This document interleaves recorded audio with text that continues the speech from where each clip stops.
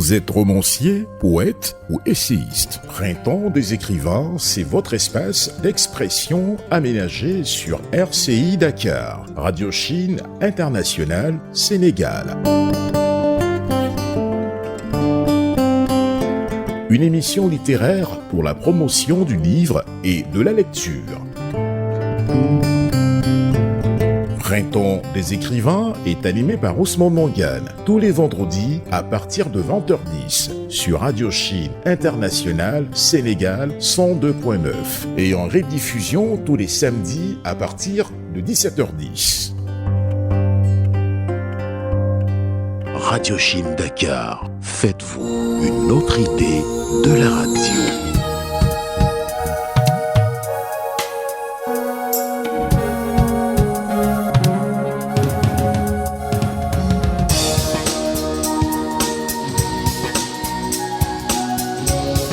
Bonjour et bienvenue sur les antennes de Radio Chine International Sénégal dans votre émission Le Printemps des écrivains. Notre invité cette semaine est Ibrahima Sakho Thiam, son recueil poétique intitulé en wolof Doxandéem qui signifie étranger. Le fruit de son séjour de 14 ans en Allemagne, il va nous déclamer des poèmes.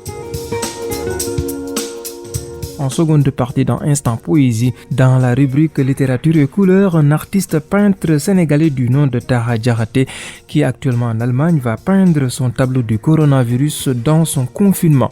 Au mixage Fallou Sow, à la mise en onde radiophonique Mandoy Ndoye, à la réalisation et à la présentation Ousmane Mangane. Printemps des écrivains sur Radio Chine Internationale Sénégal 102.9. Bonjour et bienvenue sur les antennes de Radio Chine International Sénégal dans votre émission Le Printemps des écrivains. Aujourd'hui, nous avons le plaisir de recevoir Ibrahima Sakho Thiam. Bonjour, Monsieur Thiam. Bonjour. Et bienvenue sur Radio Chine International. Voilà, merci beaucoup. Voilà, donc je m'appelle Ibrahima Sakho Thiam, je suis né à Rebeuss et je vis vraiment toujours dans ce quartier. Et voilà, et nous vous trouvons même ici dans ce quartier de Dakar et nous allons parler de littérature avec votre recueil de poèmes publié en langue locale, langue nationale Wolof, intitulé Doxandéem Tereb Talif bi. Alors, Doxandéem, est-ce qu'on peut revenir sur ce qui vous a inspiré à même utiliser ce thème et l'illustration même avec l'ouvrage? Voilà, Doxandéem, comme en Wolof, comme on le dit, c'est quelqu'un qui part à l'étranger. Donc c'est une situation où on peut se retrouver. Ça peut être chez soi, ça peut être aussi à l'étranger. Mais pour mon cas, j'ai été en Allemagne pendant un certain temps pour mes études. Donc pendant une durée de 14 ans à peu près, jusqu'à mon doctorat. Donc, et quelques expériences quand même de travail. Et voilà, tout ce temps-là, donc la solitude, c'est-à-dire le fait d'être loin de chez soi, la nostalgie, et aussi les remarques qu'on fait entre les sociétés, donc la société d'où je venais, qui est le Sénégal, et la société allemande, donc toutes ces différences donc, fait qu'on réfléchit là-dessus, et on essaie quand même de retracer ce parcours à travers la poésie, à travers des vers. Voilà, c'est ça. Et cette fois-ci, disons en langue nationale, donc le Wolof.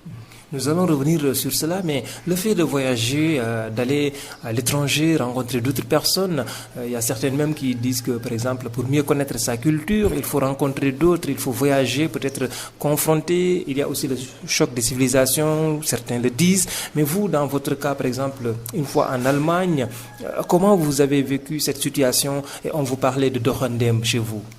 Voilà, je dois dire que j'ai été très chanceux parce que le fait d'avoir fait ce déplacement, donc d'avoir séjourné pendant très longtemps et de retourner chez soi, c'est pas aussi évident parce qu'il y a certains qui sont là-bas, qui veulent retourner, mais malheureusement, peut-être les conditions ne sont pas réunies ou bien peut-être que les conditions de réussite même, entre guillemets, n'ont pas été telles. Donc, ce qui fait qu'ils sont là, ou bien aussi que certains ont fait leur choix aussi. Donc, mais pour moi, c'est une chance de revenir chez soi et essayer de se ressourcer surtout.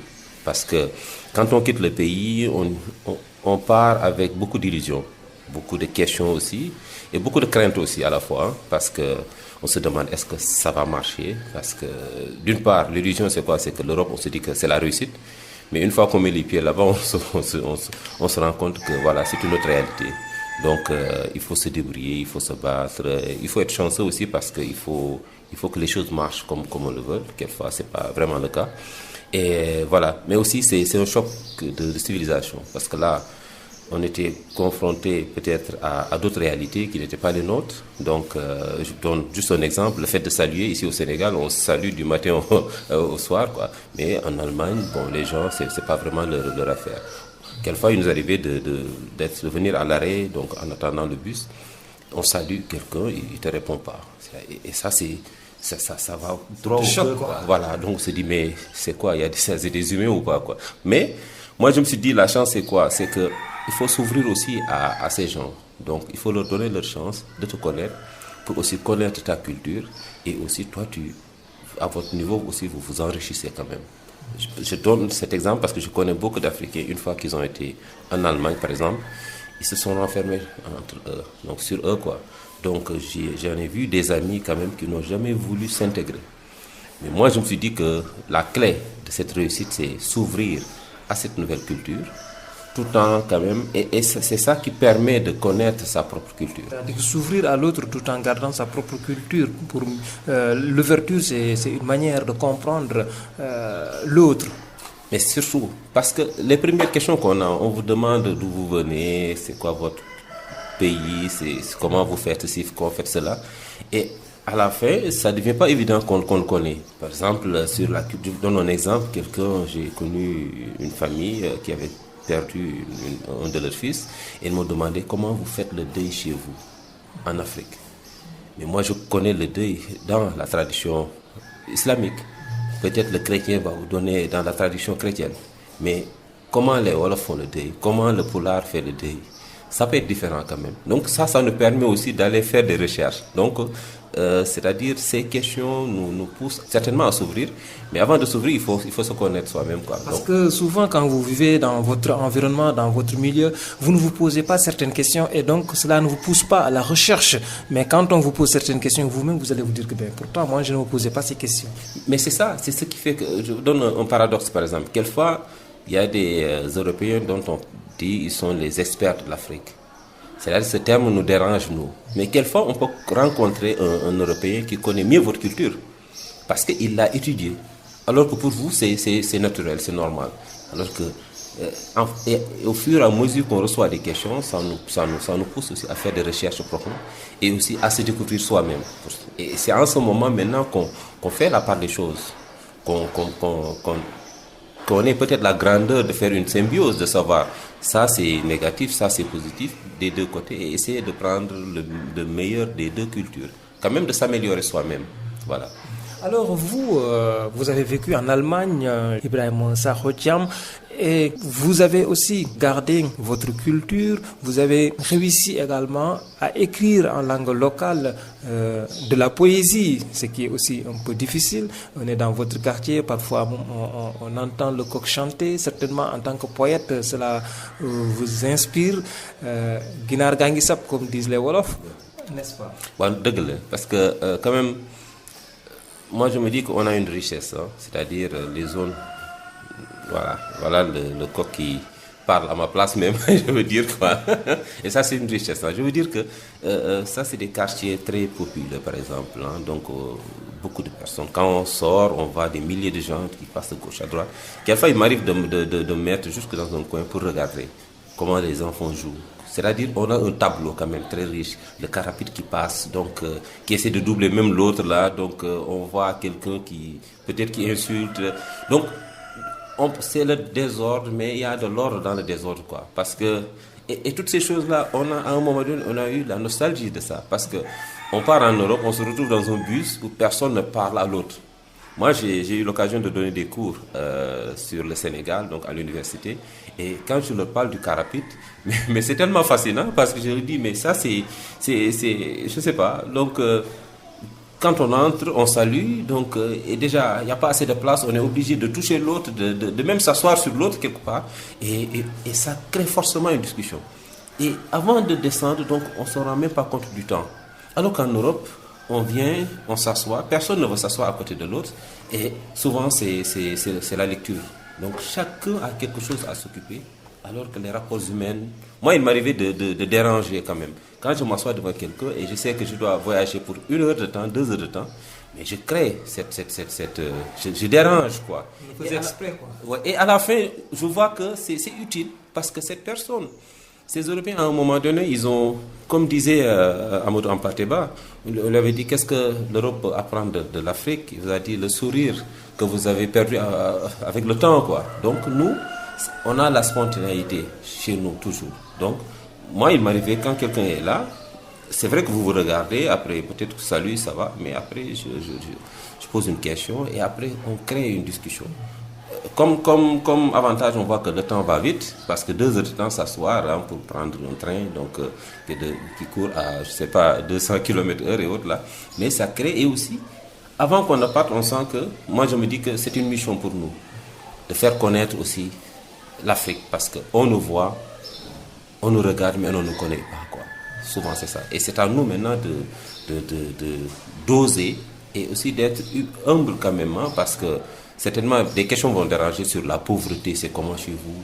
Et il y a tellement de préjugés, mais c'est parce qu'ils ne connaissent pas. Mais l'occasion se présente et vous discutez. Et ça vous permet. En tout cas, moi, je me suis dit, j'ai fait de la sociologie à un moment donné. Je suis allé faire la politique comme étude, mais c'est plutôt la sociologie que j'ai parce que j'ai quand même appris à analyser cette société, quoi. Voilà, et ça, c'est pas quelque part, c'est incorporé parce que aussi la politique détermine ou est déterminée aussi parfois par cette sociologie. Mais je le dis pourquoi? Parce que ça, c'est une critique peut-être à l'égard de ceux qui nous dirigent. Quelquefois, j'ai l'impression qu'ils n'ont pas la sociologie de leur société. Vraiment, c'est-à-dire qu'ils ne maîtrisent pas vraiment certains détails. Quand même, quelquefois, on a des comportements des dirigeants. C'est comme on a un Européen à la place des Africains. Donc, certaines décisions, certains choix dans le pays, que ce soit économique et autres, je crois que si on n'est pas loin de la société, de sa propre société, de ses réalités, en tout cas, on va réfléchir sur certains choix, quoi, parce que mettre des milliards dans des choses où on se demande c'est quoi l'utilité dans le court terme, peut-être dans le long terme c'est important, mais quand les gens se réveillent avec pas assez d'eau à boire ou bien même pour se laver. Voilà. Le développement en partant de la base, c'est-à-dire écouter les expressions de besoins de la base. Et j'en ai même, peut-être qu'on reviendra là-dessus, c'est un de mes livres. Pour moi, c'est une critique que j'ai de mes poèmes. Donc, je parle de Natangué. Hein. Natangué, moi, je me dis, parce que pour avoir fait ce pays, l'Allemagne est le pays le plus moderne d'Europe, hein, vraiment. Donc, même économiquement, je crois qu'ils sont au numéro 1, quoi. Donc, et quand on vit là-bas pendant une dizaine d'années et on regarde la société, on analyse, on voit que les gens ne sont pas si heureux que ça, on se pose la question, est-ce que le choix que nous faisons ici, c'est le bon choix? Parce que nous tendons vers cette situation, alors qu'eux aujourd'hui, ils font l'effort de se détacher c'est des contraintes qui sont là depuis des décennies, hein, et ils ont du mal quand même à se détacher. En fait, compte, il y a des gens qui du jour au lendemain, ils deviennent quand même radicaux même, quoi. Donc, un rejet total de ce qui est moderne et tout ça. C'est parce qu'ils ont vu que ça ne l'a pas arrangé. Et moi, quand je regarde, et ça, c'est le poète qui parle, c'est pas l'économiste quand même, hein, parce que moi, je pense que le terme natangué, comme en Wolof, c'est quelque chose, lu nat, moi, lo xamné, vraiment, nat, c'est quelque chose où on peut voir la nature, c'est-à-dire on peut voir fleurir, on peut voir même l'être humain, l'éblouissement. Donc, il faut ces termes pour vraiment toucher le fond de notre société, pour que les gens pensent que, ok, le Sénégal devrait tendre à une certaine natangué. Moi, c'est comme ça que je vois le développement. Mais quand on prend les termes techniques et on les traduit, et on ne se voit pas dedans. Les Wolof nan gisso do ci gis sa bop. Lo gisul sa bop do ci yek sa bop itam. Donc pour moi, c'est là la clé, quoi. C'est-à-dire qu'il faut toucher le fond des gens. Et il y a certains qui ont fait l'expérience quand on part en Amérique latine. À un moment donné, ils ont créé le buen vivir, le bien vivre. Pour eux, c'est ça l'importance dans la vie. Donc, nit qui, à un moment donné, lan la soxla ci adunam. Donc, man, bi may def suma, parmi dans le tarif, peut-être que je vais. Donc, dama ne yàlla nañu yàlla may naataange te génne ñu ci xeetu nooteel. Parce qu'aujourd'hui, on a le sentiment que le développement dont on parle, c'est plutôt la contrainte. C'est-à-dire, on se détache pas, quoi. On peut en parler, je veux dire. Dañuy dégg sunuy maam ci lañu daan dund ba xëy dem sunuy baay dese ko di ko suuxat bay waajal seen dem tey yi ñu war a dëkkal ñu war a dëkkal ko ngir ëllëg bañ a am mbetteel. Donc moi je me dis que nos grands-pères, ce que j'ai fait c'est un peu une comparaison. Comment nos aïeux ils ont vécu, nos grands-pères, nos pères, et aujourd'hui est-ce que nous, et on sait que nous on vit une certaine crise. Donc c'est quoi le problème? Est-ce qu'il ne faut pas aller en profondeur? Donc c'est pour cela que je me dis, dans beaucoup de choses que les parents dañoo gën ci côté bu nekk ñoo ñu gën a jege yàlla ñoo ñu gënoon a wér ñoo ñu gënoon a am benn cohésion sociale. On sait que aujourd'hui la crise internationale c'est une crise spirituelle. On en parle, c'est une crise de la foi. Donc aujourd'hui ça veut dire la foi. Bon, les religieux sont là. On est religieux, mais est-ce qu'on est spirituel? Ça c'est deux choses. Voilà. Donc d'autre part, on se pose la question, est-ce que nit ñi doylu nañu quoi? Malgré tout ce qu'on a comme moyen, est-ce qu'on est heureux avec le peu qu'on a? Donc ça c'est des contradictions quoi. Et ça vraiment il faut aller en Europe pour voir ce résultat. Est-ce qu'aujourd'hui on est obligé de faire la même erreur que l'Europe a fait? Je me pose la question. Donc j'essaie de revenir sur, c'est pas le poète qui parle de l'amour et du beau temps, mais quand même qui vous posez des questions. Aujourd'hui même, avec le développement des technologies dans nos familles africaines, vous entrez dans une concession, vous voyez parfois les gens sont là, mais ils ne discutent plus comme autant. Mais c'est vrai. Ils n'échangent plus. Mais c'est ça. Je donne un exemple. Je suis allé voir un ami et vers 20h, j'ai entendu une de leurs sœurs, je pense, dire « Kayle ñu reer ». Mais cette phrase-là devient de plus en plus rare dans notre société, quoi. Kayle ñu reer. Agne peut-être, hein, le midi, peut-être on peut se débrouiller. Le dîner, quoi. Voilà, le dîner. Donc, aujourd'hui, le soir, chacun se débrouille. Donc, c'est le plat qu'on avait, qui regroupait les gens, ou qui permettait de savoir ce que l'un a fait, ce que l'autre a fait. Aujourd'hui, on mange de plus en plus individuel. Et ça crée cette mais et aussi d'autre part, je donne un exemple avec moi-même. On est ici chez moi dans une maison qui a été fondée en 1927, voilà, donc qui a connu beaucoup de générations et autres, mais aujourd'hui la maison est presque vide. Et pourtant avant c'était des baraques, hein, mais aujourd'hui on s'est retrouvé avec une maison de 2 étages et autres là où le moderne est là, mais ok, certains sont en Europe plutôt, mais malgré ça, ce que je veux dire, ça a créé des distances. Le développement, à un moment donné, on a l'impression que ça crée. Est-ce que c'est parce que nous, on n'est pas préparé à ça? Ou bien, c'est ce qu'on comprend du développement, c'est peut-être ça la question, quoi. C'est-à-dire, quand je parlais de Kayle ñu reer, mais tout le monde était là, on mange, même si tu ne manges pas assez, mais tu as participé. Et l'échange aussi, parfois, est thérapeutique. Dans une certaine mesure. Ouais, mais c'est ça qui faisait que on n'avait pas besoin à un moment donné d'aller à Teuss pour raconter ces problèmes. Aujourd'hui, on se rend compte que tous les problèmes des ménages donc se retrouvent ci penc mi quoi. Aujourd'hui, penc mi c'est la radio, dans les réseaux sociaux. Voilà, donc, et on parle sans tabou, hein. Alors qu'il y avait des préalables en fait, hein. Il y avait, s'il y a un couple quelque chose ne marchait pas, la société était faite de telle sorte qu'il y avait le premier njëkke, deuxième njëkke. Il y a des gens habilités à qui on devait parler, à qui on parlait. Mais aujourd'hui, on ne parle pas. On essaie de régler ça soi-même. Donc, c'est un couple qui habite dans un appartement. Je suis d'accord. Tout est peut-être nickel, mais la communication ou bien les apports qu'on pouvait avoir d'autre part, donc, ne sont plus là. Et ça fait que je pense il y a des statistiques sur le nombre de cas de divorce ici au Sénégal. Donc tout ça, je pense que nos sociologues devraient quand même oser quand même faire des critiques assez fortes quand même, hein, et vraiment pour qu'on réfléchisse quand même sur notre façon de faire. C'est parce que aussi, peut-être quelque part, que ces gens-là à qui on se confie aussi, peut-être ne gardent plus le secret aussi. Mais c'est ça, moi j'en ai parlé dans un de mes poèmes, où je parlais c'était plutôt nostalgie. C'est un peu long, mais je vais lire juste un peu. Sama réew laay wër wax leen ma fu mu jaar xëy ni mër ne kër gu gént ma yendoo seet ku may firil sama gént. Donc c'est comme si je suis à la recherche de mon pays. Ce pays que je connaissais, cette terre natale, avec cette chaleur avec laquelle je suis né, donc j'ai grandi. Aujourd'hui, je me pose la question parce que c'est comme une maison hantée aujourd'hui. Les valeurs que vous partagez, beaucoup de valeurs ancestrales, cardinales, vous ne les retrouvez plus. Mais c'est ça, et à tous les niveaux. Hein. Je disais que Soufas Malik, Omar Foutiyou, Ahmadou Bamba, dëkkub Kocc, Ndaamal Gosaas, Madiakhate Kala, weetuñu ci njàmbaar, tumuranke wuñu ci diine, muy yàlla gu ñu fi, muy may wala mbaax gu ñu fi yàlla jagleel. Donc, si c'était le sens de l'honneur, on l'a connu dans notre histoire. Si c'est la religion, ce qu'on a connu, c'est même mieux, c'est qu'on a connu la spiritualité. C'est-à-dire, certains ont pris la religion, ils l'ont amenée à une dimension très spirituelle et ils l'ont encore rabaissée jusqu'à ce que le commun des mortels puisse quand même s'imprégner de ça et vivre vraiment heureux. Ça, on l'avait. Mais aujourd'hui, on voit qu'on a ces difficultés. Donc, c'est un pays qui a des références.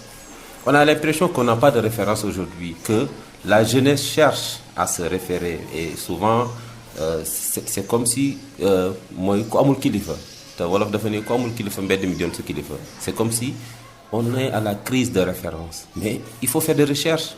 Je pense qu'on a assez de personnes ressources qui peuvent nous vraiment remettre nos valeurs et nous inculquer de ces valeurs aussi. Quel est le problème? Parce que souvent, quand vous faites des recherches ou quand on fait des recherches, on tombe quand même sur ou dans un foyer impressionnant et que vous dites que ces gens ou les jeunes cherchent des références. Comment vous expliquez cela, vous, en tant que poète? Moi, je pense que le problème se pose à un certain niveau. Et là, je retourne avec la langue. J'ai connu un vieux qui disait que djangale, c'est-à-dire dans le mot djangale, donc ça veut dire on apprend ensemble, c'est-à-dire djangale. Voilà, c'est-à-dire que c'est pas djangale tout simplement. Le maître, même l'instructeur qui est là, il apprend de ce qu'il utilise comme outil pour peut-être faire connaître certaines C'est-à-dire, la meilleure manière d'apprendre, c'est d'enseigner. C'est l'enseignement. Et cet enseignement, même au niveau religieux, on sent qu'aujourd'hui, ça manque. Ceux qui sont vraiment les valeurs qu'on a reconnues, les Cheikh Ahmadou Bamba, les Cheikh Omar Foutiyou, Seydi Hadji Malick et autres, mais c'est-à-dire ils ont pris le temps d'enseigner et d'éduquer des gens qui sont devenus des références mais aujourd'hui, qui a le temps d'enseigner et d'éduquer? C'est-à-dire l'éducation en tant que telle. Donc aujourd'hui, moi, je me dis, on a une certaine crise quand même au niveau de ça. C'est-à-dire, aujourd'hui, qui est capable? Mais ça ne manque pas. Aujourd'hui, les discours religieux sont là.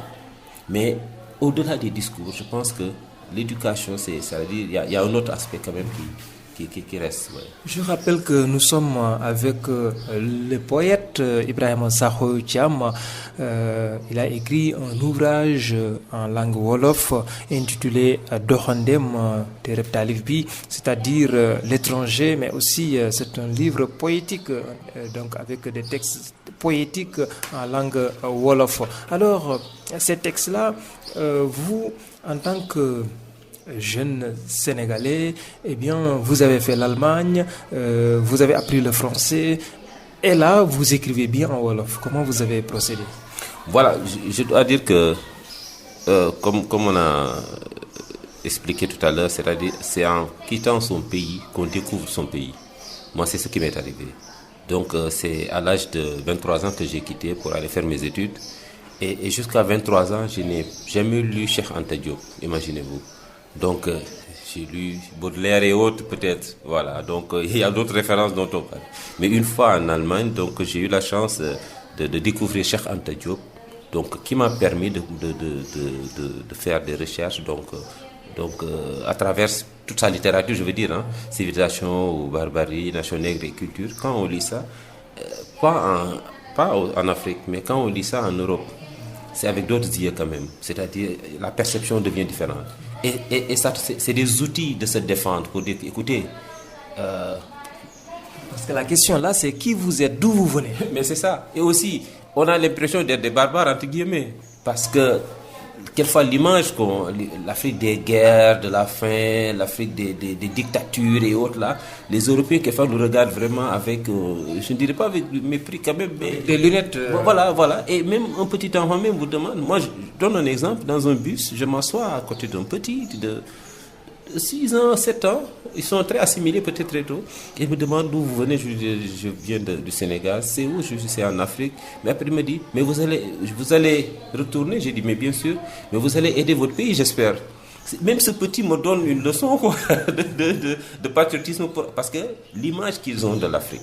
Maintenant je découvre Cheikh Anta Diop dans sa dimension qui me donne mes valeurs, qui me rappelle mes valeurs, qui me montre qui je suis, mon histoire, disant que 4 siècles d'esclavage, c'est peu par rapport à l'histoire du noir, vraiment l'histoire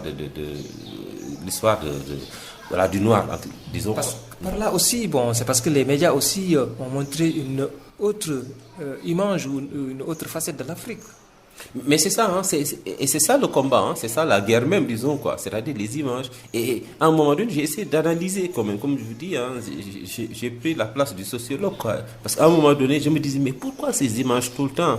On ne voyait jamais une image positive de l'Afrique dans ces sociétés. Jamais vraiment.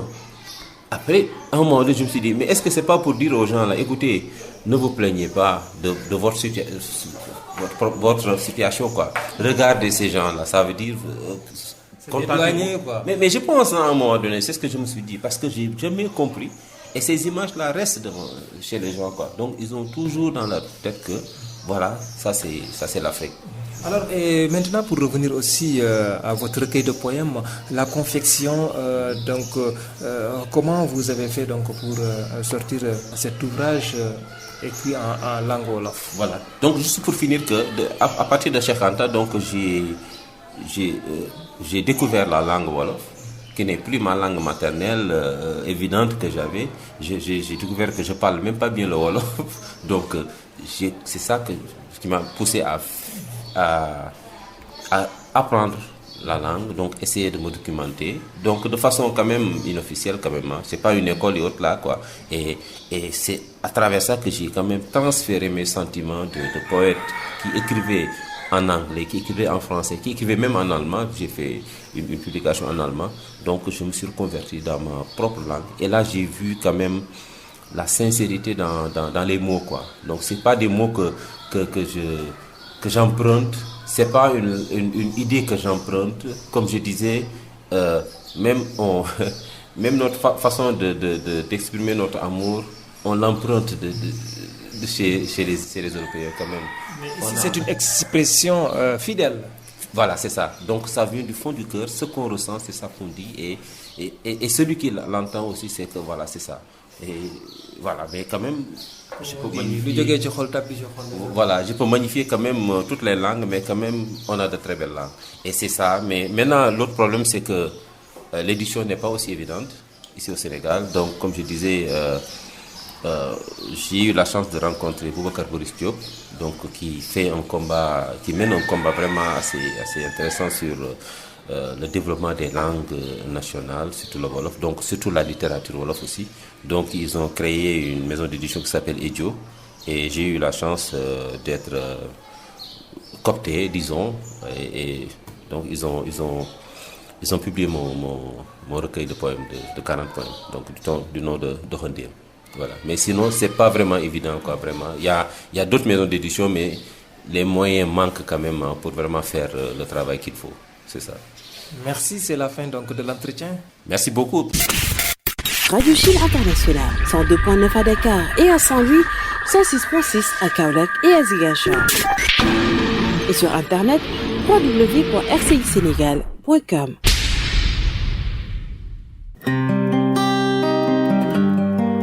Printemps des écrivains, l'instant poésie.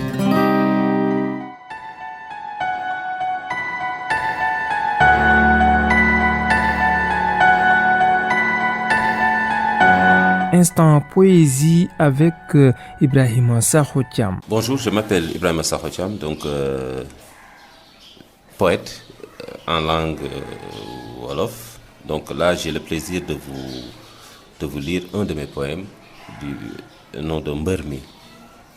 Dañu ko daan dégg ci sunuy maam dellu di ko séen ci sunuy baay tey ñu toll ci di ko dund ak moom. Boroom xel yi xalaat nañu ci, boroom fit yi tongook moom, boroom xol yi jooy ngir moom. Ay meloom romb nay xeet, ay woyam jéggi nay réew, ay atam maaseek àddina. Ku ko mës a dëkk am làmb, ku ko mës a song am jël, ku ko ñeme yenu soxla teeñ. Ñuy laaj mbër mi kan la, ñii di ko woowe mbëggeel, am ñu naan Nobel. Voilà, donc c'est un poème qui parle de l'amour, donc voilà, tous les problèmes. Parce que les penseurs ont assez pensé quand même sur la thématique. Donc, comme je dis, les profanes ont essayé de faire l'expérience, se sont retrouvés avec le cœur meurtri. Donc, voilà, chacun avec son expérience. Et voilà, donc c'est un, je veux dire, c'est un présent, comme les Anglais disent présent, donc c'est un cadeau de Dieu que Dieu nous a donné dans ce monde, quoi. Voilà, c'est ça. Là, c'est Saloum, donc Saloum comme nom, parce que Saloum, on l'a comme région, mais aussi Saloum, c'est un nom. Donc, biddéew fenk ci diggu asamaan, jant bi soo weer wi suux, ngelaw bàyyeekoo ci Afrique sowu jant, seddal suuf, teg ci wetaay ak wetaay xol yi. Di ma jotal xibaar bu ànd ak mbetteel, ndeke Saloum Jóob buur Saloum saay na, sàmmoon na kóllëre ba faf jaloore, doxoon na mbokk ba jële fa yokkute. Donc là, je rends hommage à un ami qui est décédé il y a longtemps, donc qui s'appelait Saloum, qui habitait aussi à Rebeuss. Voilà, donc c'est juste mes sentiments que j'essaie de décliner à travers ce poème. Voilà. Thème de l'amitié aussi. C'est ça, surtout quand même voilà, c'est ça. Donc ça aussi une valeur qui... Donc c'est quelqu'un, il était sourd-muet, et j'ai eu vraiment la chance de l'approcher et d'apprendre leur langue et d'être aussi dans leur monde. Donc je l'ai fréquenté, donc un millier de sourds-muets, et à un moment donné, je pensais que j'étais le sourd-muet moi-même, parce que comment il s'exprimait, et c'était vraiment fascinant. Donc j'ai vu beaucoup de valeur en eux. Avec les signes. Surtout le langage des signes. Parce qu'on les voit, on a une culture très paradoxale, quoi. D'une part, on est très... En tout cas, ils vivent beaucoup de difficultés dans la société, quoi. Donc, des préjugés, la discrimination et autres, là. Mais à travers lui, j'ai vraiment appris à connaître ce monde, quoi. Ibrahima Sakho Thiam, donc je suis né à Rebeuss. Merci. Printemps des écrivains est animé par Ousmane Mangane. Printemps des écrivains, chef-d'œuvre.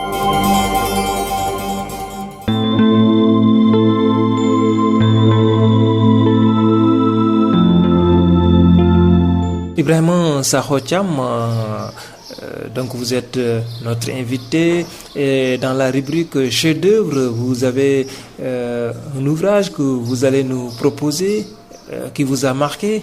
Voilà, donc j'ai eu la chance de découvrir un livre de Cheikh Aliou Ndao, qui n'est pas présenté dans ce pays, donc qui a écrit en Wolof, qui a écrit en français, mais qui a depuis un certain temps écrit. Il a le plus écrit en Wolof, vraiment, dans notre époque. Et il y a un de ses œuvres qui s'appelle Guy Njulli. Donc c'est l'histoire d'un roi déchu, entre guillemets, qui revient pour vraiment reprendre son pouvoir. Mais cette situation, pourquoi moi je trouve que c'est un très bon livre, c'est parce qu'il a non seulement réveillé toutes ces valeurs qui existaient dans cette période, donc... c'est-à-dire, en lisant Cheikh Aliou Ndao, on a l'impression qu'on vit vraiment on fait un voyage. Donc vraiment, le livre, comment ça commence? Donc on part dans 2 siècles derrière. Et Guy Njulli, ça existait quand même. Donc un roi qui voulait revenir. Mais là où je voulais insister, c'est les valeurs démocratiques. Parce qu'aujourd'hui, on a une crise quand même. On parle de démocratie, tout ça. Mais quelquefois, il y a des valeurs qu'on avait ici qui n'étaient pas quand même négatif quand même. Hein. Donc un roi, comme je dis, qui était là avec ses conseillers, et ses conseillers, chacun disait, moi c'est le temps qui va me juger. c'est l'histoire qui va me juger. Donc le choix que j'aurai à faire, de faire ou ne pas faire mon travail envers ce roi, donc l'histoire me jugera. Donc ils étaient confrontés à prendre des décisions où Samba Laobé donc était obligé de mener une guerre contre son propre père qui était Makodou et qu'il a même tué. Et c'était tragique, mais derrière tout ça, ce qu'on voit, c'est que l'idée de patriotisme, l'idée de nationalisme, connaître sa zone et se défendre, mais surtout défendre les valeurs. Et là aussi, le griot qui était le dernier à dire son mot, parce que même tous les trois conseillers qu'on pouvait dire, on pouvait peut-être les utiliser autre quoi, mais le griot. Et pour ça, je reviens aussi sur le rôle du griot dans la société, quoi, qu'il faut vraiment revaloriser et remettre à sa place, quoi, vraiment. Donc, ça, c'est un livre vraiment à lire. Et surtout pour nos dirigeants, je lance des mots pour nos dirigeants, parce que celui qui lit ça, il saura que l'histoire jugera les décisions à un moment donné. Et ça, on en a besoin pour notre pays et voilà, pour le rayonnement de l'Afrique, quoi. Et c'est un livre en deux langues. On peut l'avoir en français, mais aussi en Wolof. Voilà. Moi, j'ai eu la chance d'aller à Kaon pour voir le baobab qui s'appelle Gundjuli. Et vraiment, quand vous voyez l'arbre, on va vous montrer des choses peut-être qu'on ne peut pas expliquer à l'antenne. C'est extraordinaire. Mais aussi, là aussi, quand il y a cette bataille entre le père et le fils, c'est parce que l'autre avait refusé à un moment donné, selon des explications, d'accepter l'offre pour diriger. Et il est dessus de l'autre côté, et bien il revient pour vouloir prendre les rênes du pouvoir, comme on dit, et les autres ont refusé aussi. Oui, il a voulu jouer aussi sur les sentiments de la maman, la reine, et aussi sur la nostalgie qui est là aussi, mais aussi sur le fils qui ne connaissait pas son père. Donc il a voulu jouer sur ces sentiments, mais là ce qu'on voit c'est que il y a l'honneur qui est là. Comme on dit, on ne tue, on ne déshonore pas. C'est l'hymne peut-être dans notre pays, mais ce qu'on peut voir là-bas, c'est que ce qui importe à un moment donné, c'est le choix du peuple. Et ça a été le cas. Merci Ibrahim Sakho Thiam. Nous étions dans la rubrique chef-d'œuvre et je rappelle que vous êtes auteur de l'ouvrage poétique écrit en langue Wolof intitulé Doxandem. Merci. Merci beaucoup. Printemps, des écrivains, littérature et couleurs. Pour la rubrique littérature et couleurs, nous allons en Allemagne retrouver un artiste peintre sénégalais, Taha Diakhaté, dans son confinement. Merci Ousmane de m'inviter à partager ce message à travers votre émission dans la rubrique littérature et couleurs. Je salue au passage mon ami poète Ibrahim Thiam, qui est aussi votre invité. Donc je me présente, je suis Taha Diakhaté, je suis artiste plasticien. Aujourd'hui, nous traversons une crise, une période très difficile avec l'apparition du coronavirus qui fait des milliers de morts un peu partout dans le monde. C'est une triste réalité et nous sommes profondément touchés par la disparition de toutes ces vies humaines. Cette crise n'épargne aucun secteur. C'est l'ensemble de l'économie mondiale qui est affecté. En ce qui nous concerne, le secteur culturel est durement touché aussi, avec l'annulation des expositions, la fermeture des galeries et musées. C'est un coup très dur pour les artistes. Mes expositions ici en Allemagne sont reportées jusqu'à nouvel ordre. J'aime bien cette phrase du ministre de la Culture et des Médias allemande. Elle a dit « Les artistes sont non seulement indispensables, mais aussi vitaux, surtout maintenant ». Et en plus, elle a débloqué 50 milliards d'euros pour soutenir la culture et les artistes face à la crise. Et ce soutien est valable un peu partout dans le monde. En Afrique, c'est notre réalité. Ça, tout le monde le sait. Mais nos gouvernements doivent tout mettre en œuvre pour assurer la survie de la culture, qui est à la base de tout développement. Et nous interpellons le ministre de la Culture du Sénégal et l'invitons à soutenir les artistes face à cette crise, en particulier les artistes plasticiens et écrivains qui ne bénéficient pas d'appui en général, même en temps normal. Donc pour revenir à ce fléau, je pense qu'il faut tout d'abord déplorer la négligence de l'Organisation mondiale de la santé, qui a ignoré le virus tout au début et n'a pas soutenu la Chine dès l'apparition du virus en décembre 2019. Aujourd'hui, le monde est infecté et c'est la Chine même qui va au secours des autres pays. Je pense que c'est important de rappeler que nous partageons le même espace et tous ensemble nous formons l'humanité. Donc, parlons même pas de l'Afrique.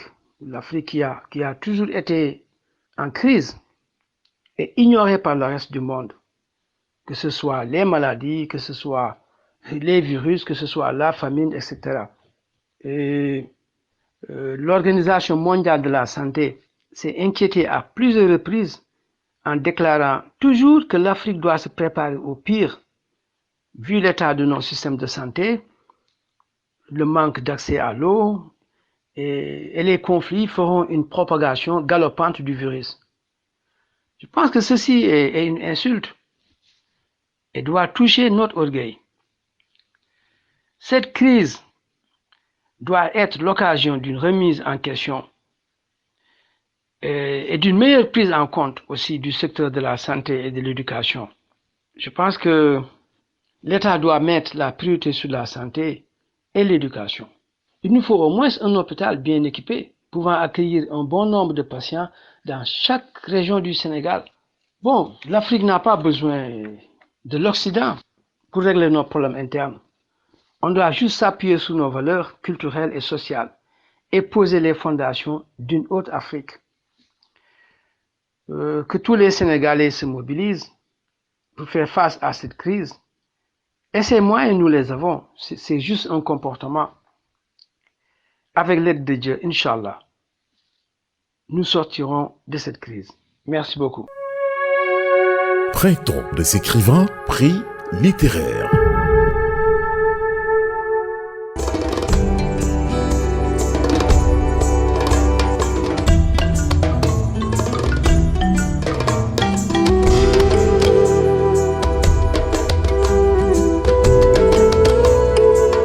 Jean Ikele Matiba, né le 26 avril 1963 à Songdong, dans le département de Sanaga maritime.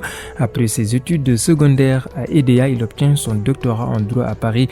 En 1963, il a travaillé en Allemagne et en France et a publié des articles politiques et littéraires dans Présence africaine et Écho d'Afrique. Son roman, cette Afrique-là, a reçu le Grand Prix littéraire d'Afrique noire en 1963. Jean Ikele Matiba est mort en 1984 en Allemagne.